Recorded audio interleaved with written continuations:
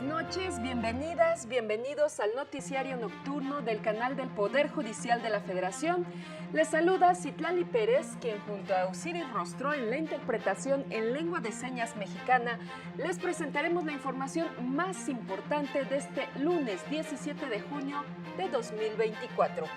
Quédense con nosotros, comenzamos.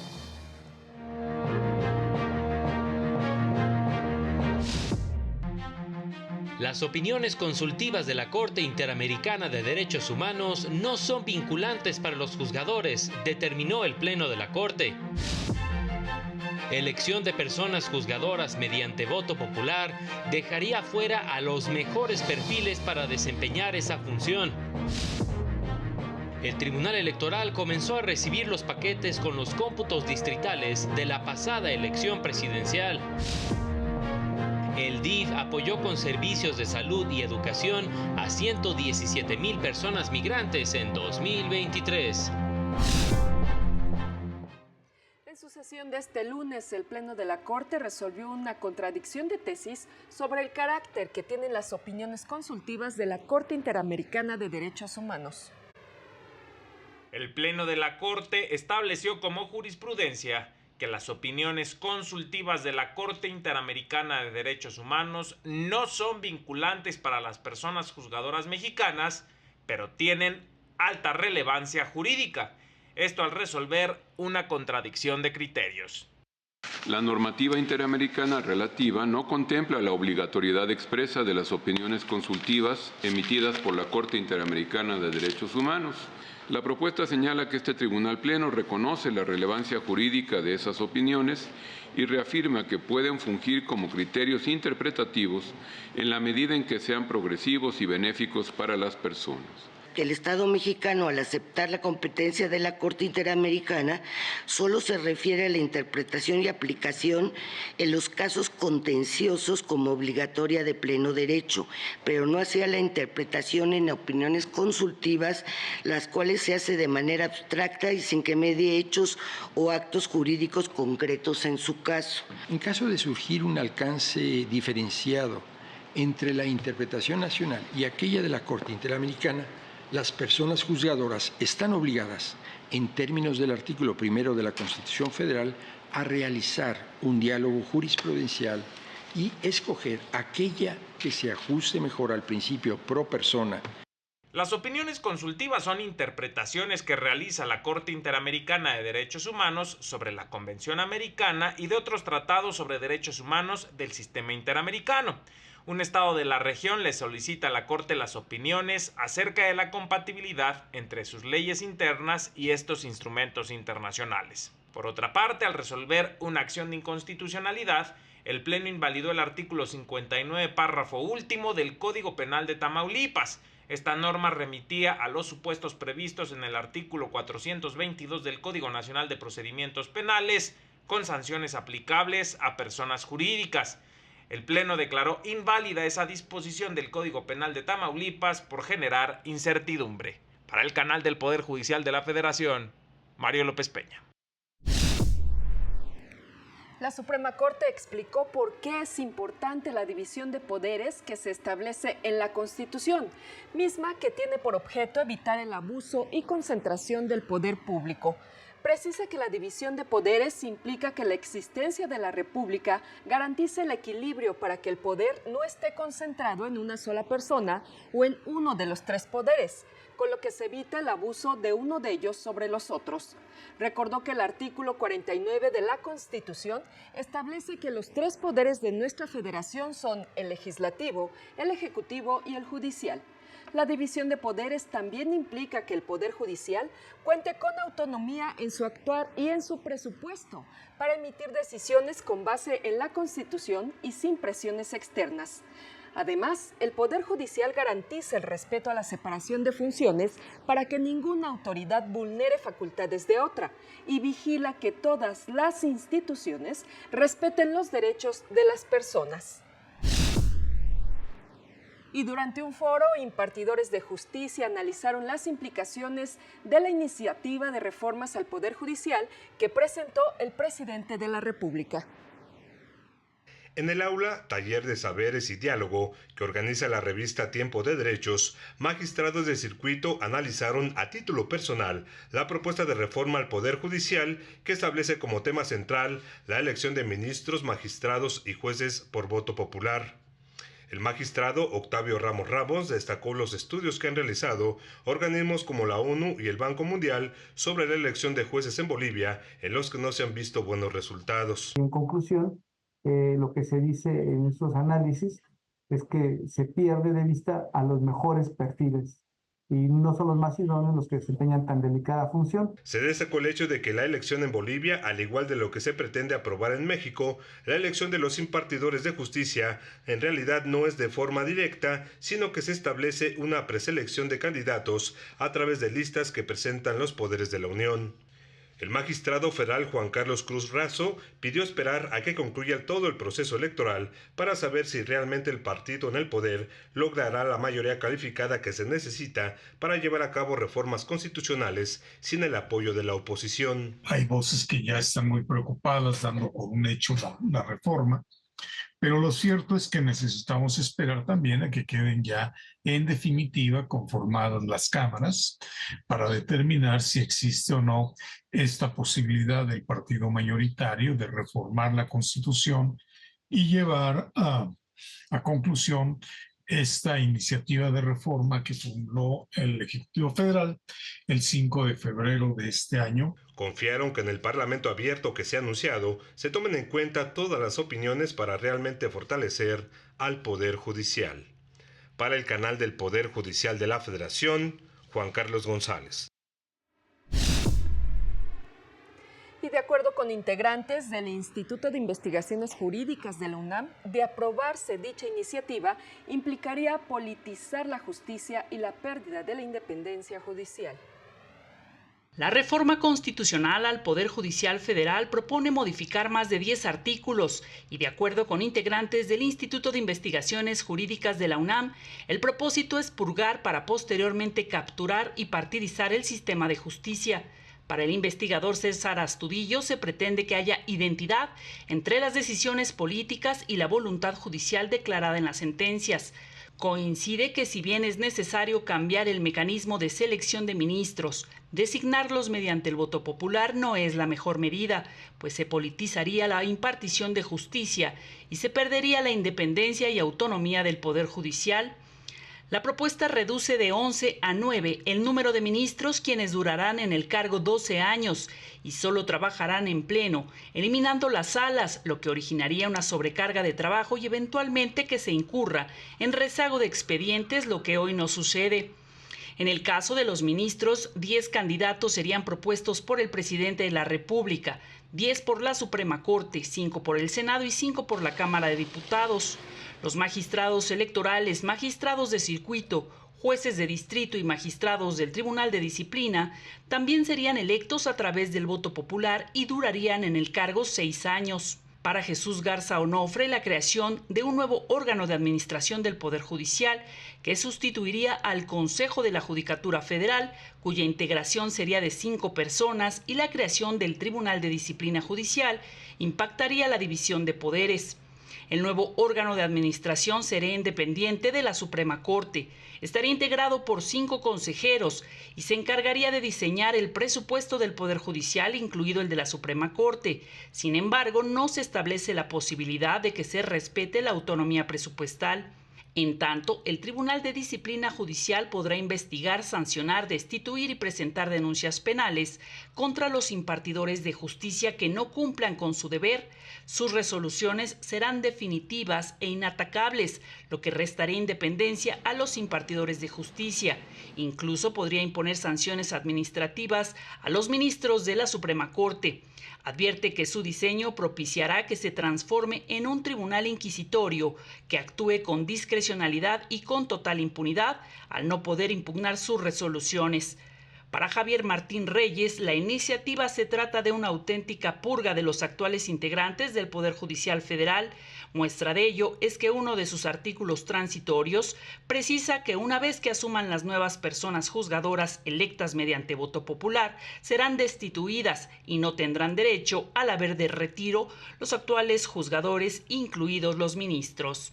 Con información de José Luis Guerra García para el canal del Poder Judicial de la Federación. La virtual presidenta electa Claudia Sheinbaum presentó los resultados de las 3 encuestas que se encargó realizar a su partido Morena. Las encuestas fueron llevadas a cabo por las empresas Encol, con 1.202 entrevistas en domicilio, de Las Heras, con 1.195, y la Comisión de Encuestas de Morena, en la que participaron 1.458 personas, en su mayoría simpatizantes de dicho partido. El 80% de los encuestados consideró que debe haber una reforma al Poder Judicial.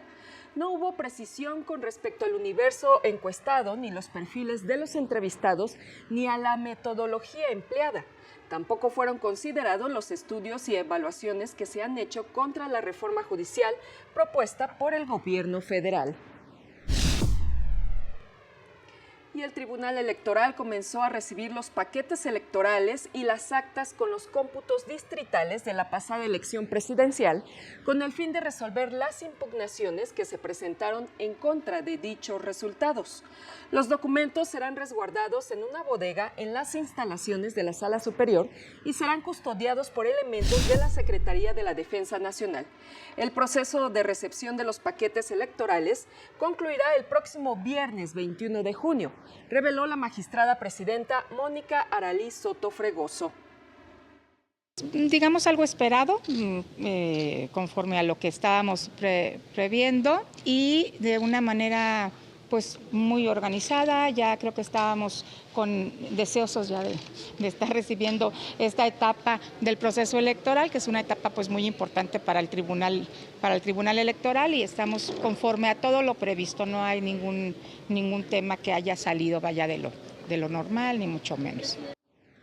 Por otra parte, se informó que por unanimidad se designó a los magistrados Felipe Fuentes Barrera y Felipe de la Mata Pizaña como integrantes de la comisión que estará a cargo de elaborar el proyecto para hacer la declaración de validez o, en su caso, de invalidez de la elección presidencial, que tendrán que presentar a más tardar el 6 de septiembre. A dicha comisión se turnarán todos los asuntos relacionados con la nulidad de la elección. Momento de una pausa, no se vaya porque regresamos con más información.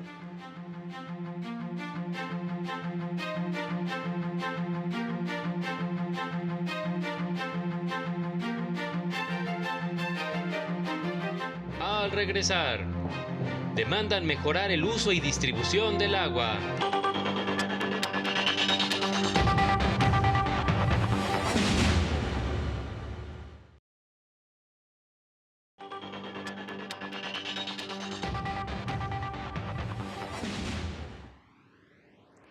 Ya estamos de regreso con más información. En entrevista exclusiva para Justicia TV, la presidenta de la Asociación Nacional de Abogados de Empresa, Nuat Ponsecuri, aseguró que las reformas a la ley de amparo que entraron en vigor este fin de semana representan una regresión a los derechos de los justiciables que se habían adquirido desde hace años. Explicó que con estas modificaciones legales en los juicios de amparo que resuelvan la inconstitucionalidad de normas generales, en ningún caso las suspensiones que se dicten tendrán efectos generales. Una situación que afectará, por ejemplo, a quienes acuden al juicio de amparo para defender el medio ambiente y que busque un beneficio colectivo y no solo personal. Es decir, si un promovente, por ejemplo, alegaba una cuestión de la contaminación de un río por algún residuo que, por ejemplo, tenía alguna empresa o que lo desechaba en ese río, pues entonces esa suspensión era benéfica para la comunidad en general, no obstante, solo se promoviera por una sola persona. A partir del sábado ya no se tienen estos efectos generales de las suspensiones de los juicios de amparo, ya que van a ser únicamente pues beneficiosas para su promovente. Bueno, la verdad es que teníamos terreno ganado efectivamente hace pues ya varios años hemos buscado o se tenía precisamente este beneficio colectivo o estas suspensiones de carácter general. De alguna manera, pues sí, efectivamente se tiene esta pausa y esta regresión a tener suspensiones de manera individual. Y sobre las reformas a la ley de amparo que entraron en vigor este fin de semana, se pronunció el integrante del Instituto de Investigaciones Jurídicas de la UNAM, Alberto Abad Suárez Ávila. Entró en vigor el decreto que reforma la ley de amparo en México con la modificación a los artículos 129 y 148. Este último prevé que tratándose de juicios de amparo que resuelvan la inconstitucionalidad de normas generales, en ningún caso las suspensiones que se dicten fijarán efectos generales. Con ello, la prohibición explícita a jueces de amparo para otorgar dichas suspensiones de normas generales emitidas por el Poder Legislativo. Sobre el tema, conversó en entrevista para el canal del Poder Judicial de la Federación el investigador de la UNAM, Alberto Abad. A mí me parece que al hacer la suspensión los jueces con los elementos que le da el análisis del buen derecho, no son suficientes todavía como para suspender la norma. Sí, a través de nuestros procesos, por eso hay que insistir, ¿no? Sí tenemos procesos ad hoc, sí es la acción, sí es la controversia, sí es la declaratoria general de inconstitucionalidad, pero eso es al final de un proceso litigioso en donde las partes se exponen y no a través solo del elemento de la apariencia del buen derecho que tiene el juez al otorgar la suspensión. Por otra parte, manifestó la importancia de que la academia participe en los diálogos de Parlamento abierto sobre la reforma judicial organizados por la Cámara de Diputados. Y que los ejercicios de Parlamento abierto lo que nos permiten y lo que le va a permitir al tomador de decisión es contar con mejor información. ¿Por qué? Porque el tomador de decisión tiene la posibilidad de decidir, pero no cuenta con toda la información. Entonces, este tipo de ejercicios le permiten atraerse información.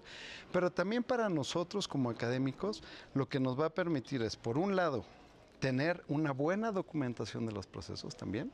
Para el canal del Poder Judicial de la Federación, Lorena Sánchez Cabrera. Y en más noticias, el DIF dio a conocer diversas acciones que impulsará en coordinación con distintas instituciones para brindar atención y servicios a migrantes que transitan por el territorio nacional. El Sistema Nacional de Protección Integral de la Familia reportó la atención de 117,000 personas migrantes, entre ellas niñas, niños y adolescentes, en 74 espacios activos a diciembre de 2023. La meta para 2024 es contar con 105 centros de atención. En conferencia de prensa, la titular del Sistema Nacional DIF detalló los puntos de la política migratoria del Ejecutivo Federal. Enfatizó que la principal causa de migración es la desigualdad. Esta migración enorme que hay es un producto de la enorme desigualdad que hay en el mundo. La mayoría de los y las migrantes son migrantes económicos que no pueden resolver su sustento en su país. Como otra iniciativa, funcionarios profundizaron en la implementación de círculos de protección, que consiste en acciones articuladas entre instituciones para brindar servicios a personas en situación de movilidad, principalmente niñas, niños y adolescentes. Se pretende dar servicios de seguridad, se pretende dar servicio de salud, de refugio, de educación, arte y cultura, trámites y servicios, poderles brindar y decirles cuáles son un espacio migrante seguro, porque muchas veces hemos visto que estas personas, por un desconocimiento, pernoctan en las calles, viven en las calles. Mencionaron que las zonas del sureste y noreste concentran el mayor número de niñas, niños y adolescentes atendidos con el 40.4% y 35.95% respectivamente. También destacaron el apoyo brindado a mexicanos deportados al país desde Estados Unidos para reintegrarlos con su familia. Para el canal del Poder Judicial de la Federación, Laura Murillo. Y en otro orden de ideas, organizaciones de la sociedad civil manifestaron su confianza de que la Suprema Corte resuelva favorablemente un amparo que se promovió para evitar el maltrato de la elefanta Eli. Elia un santuario, Elia un santuario, Elia un santuario, Elia un santuario, Elia un santuario, Elia un santuario. La organización Va por sus Derechos exhortó a la Suprema Corte de Justicia para que determine su fallo a favor de la elefanta Eli para que pueda ser liberada del zoológico de San Juan de Aragón y enviada a un santuario en Brasil. Recibimos con mucho entusiasmo y con mucha emoción el hecho de que la Suprema Corte hubiera recibido el amparo de Eli para analizarlo. Y esto, amigos, lo recalco porque de verdad ha sido un tema histórico el que un elefante haya ingresado a la Suprema Corte. La elefanta seguirá en cautiverio en este lugar en espera de que el alto tribunal resuelva el amparo que la reconoce como persona no humana con derecho a ser protegida de malos cuidados. Con esto la Suprema Corte ya hizo historia, pero lo que queremos es que siente un precedente de que sí se pueden hacer valer los derechos de los demás animales, de que sí se puede decidir en el mejor interés de ellos y que tome una resolución que favorezca a Eli. Conocida por ser la elefante más triste del mundo, pasó de ser una paquidermo utilizada en un circo a permanecer sola en este zoológico de la capital que no cumple con las condiciones para albergarla. Para el canal del Poder Judicial de la Federación, Rosy García. Y prácticas burocráticas propiciaron que se cancelara un programa para enseñar el sistema Braille en los centros de reclusión de la capital del país. Una investigación realizada por el Organismo Mexicano para el Desarrollo Integral de las Personas con Discapacidad Visual, en un plan conjunto con la Subsecretaría del Sistema Penitenciario, maestros de Braille trabajaron en 9 cárceles de la Ciudad de México para enseñar a los reclusos a leer y escribir en Braille, siendo un método de inclusión para un sector de la población penitenciaria que ha sido excluida de los programas sociales por su condición. Durante 2017 y 2019, cuando se implementó el programa, encontraron que de las 238 personas que tomaron el curso, 157 no tienen ninguna discapacidad, pero decidieron capacitarse para seguir enseñando el sistema Braille a los reclusos que lo necesiten. La intención de prepararse demostró la empatía hacia las personas más vulnerables. Las personas con discapacidad tienen el mismo derecho de tener este sistema de lectoescritura. Entonces, si nosotros empezamos a trabajar con estas herramientas, cuando ellos tengan que llevar a cabo su proceso de readaptación social, pues les será más fácil porque podrán leer, podrán a lo mejor ir a algún lugar y encontrar placas en sistema Braille y podrán conocer información. La maestra Aurora Robles Cuellar denunció que las medidas de seguridad para ingresar a los centros penitenciarios, la documentación tan detallada y lo tedioso de las revisiones en los ingresos y egresos de los docentes fueron los obstáculos más difíciles de superar y los que propiciaron que se perdiera la continuidad de las clases en las cárceles. Para el canal del Poder Judicial de la Federación, Iván Montoya. Y en noticias ambientales, especialistas e integrantes de la sociedad civil demandaron un marco legal que permita una gestión eficiente del agua para garantizar su distribución de manera equitativa. No podemos seguir dejando el tema de la gestión del agua de lado como si fuera un problema que se arregle solo. Coincidieron especialistas convocados por el Consejo Consultivo del Agua. Hicieron un llamado a revisar las leyes mexicanas y volverlas operativas, porque dijeron, cada sexenio se replantean nuevas legislaciones que no garantizan la eficiente y equitativa distribución del vital líquido. Y en esta administración que está por concluir, nosotros no vimos que existiera esa voluntad política y por ende esa respectiva asignación presupuestal y por ende también ese tema de la planeación adecuada. Tenemos un Plan Nacional Hídrico 2024 que desde nuestro punto de vista pues prácticamente quedó subutilizado, quedó al margen. Señalaron que 36 millones de usuarios dependen de la gestión del agua y para ello se requiere un marco jurídico sólido, sostenible y actualizado que garantice la gobernanza. Pero si se opta por una ley general de aguas que sustituya a la ley de aguas nacionales, tenemos que hacerlo con mucha técnica y con mucha finura, porque para evitarnos un desgaste jurídico en los tribunales que no tiene ningún sentido. No hay que hacer una ley viable, una ley sencilla, una ley que entendamos todos, usuarios, autoridades y ciudadanos.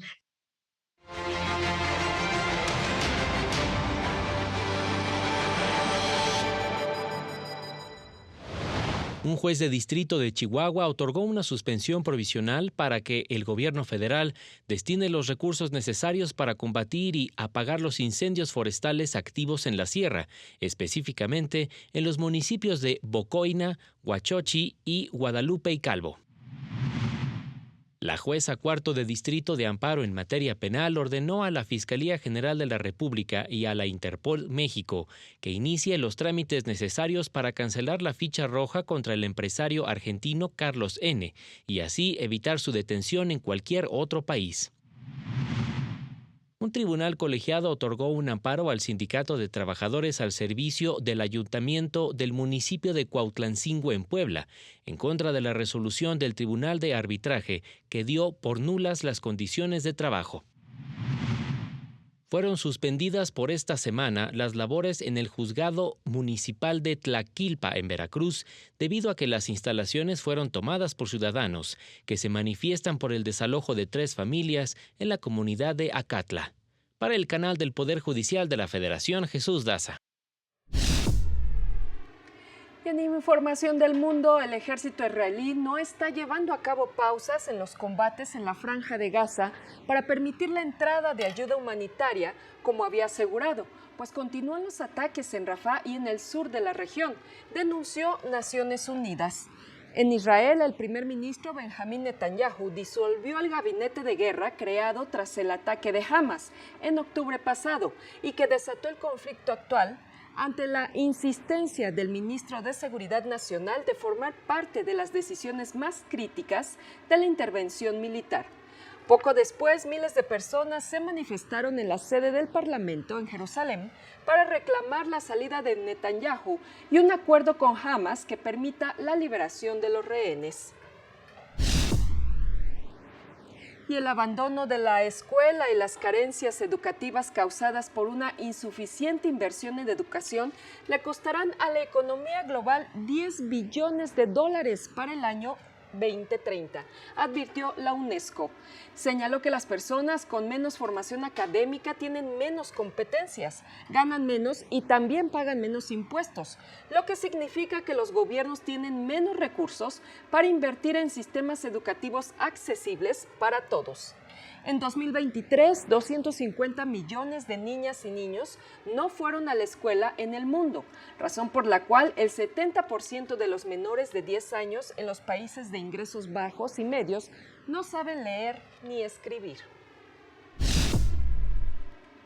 Y de acuerdo con especialistas universitarios, las sequías e inundaciones afectan el rendimiento de los cultivos.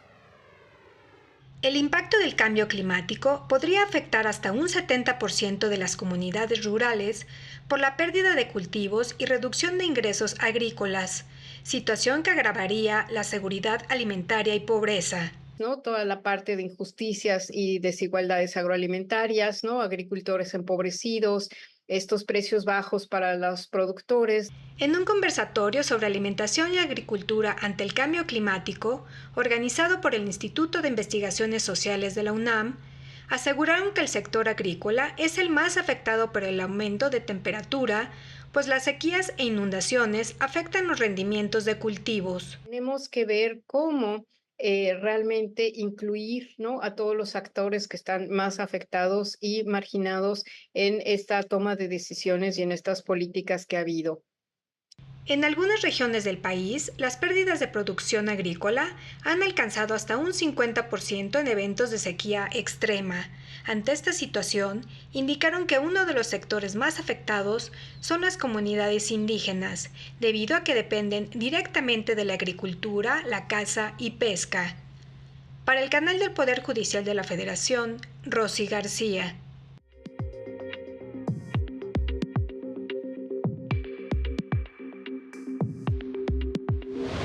El tipo de cambio se ubicó en 18 pesos con 52 centavos por dólar, de acuerdo con información del Banco de México.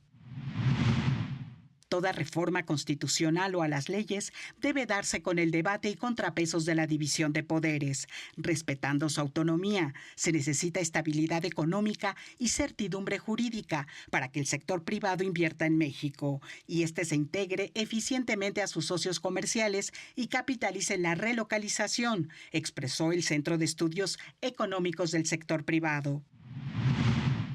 Para disminuir el uso de efectivo, la Asociación de Bancos de México analiza aumentar el límite de 400 a 1,000 pesos en pagos con tarjetas sin necesidad de teclear un NIP, con tecnología sin contacto. Actualmente, casi 70% de los dispositivos de cobro permiten este medio de pago y la mayoría de las tarjetas se emiten con dicha tecnología. La política fiscal es clave para una distribución más equitativa de los beneficios derivados de la inteligencia artificial generativa. Se necesitarán mejoras significativas de los sistemas de protección social en el mundo para equilibrar los riesgos de recorte de empleo y evitar el aumento de la desigualdad, estimó el Fondo Monetario Internacional. Para el canal del Poder Judicial de la Federación, Lilian Moreno. Gracias a Lilian por el reporte. De esta manera llegamos al final de este espacio de noticias. Soy Citlali Pérez. Lo invito a mantenerse en la señal del canal del Poder Judicial de la Federación. Sigue este martes la sesión del Pleno de la Suprema Corte. En esta ocasión tienen previsto analizar y resolver 2 acciones de inconstitucionalidad en las que se pide invalidar disposiciones del Código Penal de San Luis Potosí y del Código Penal de Nayarit. Gracias por su atención, que tenga una excelente noche. Hasta pronto.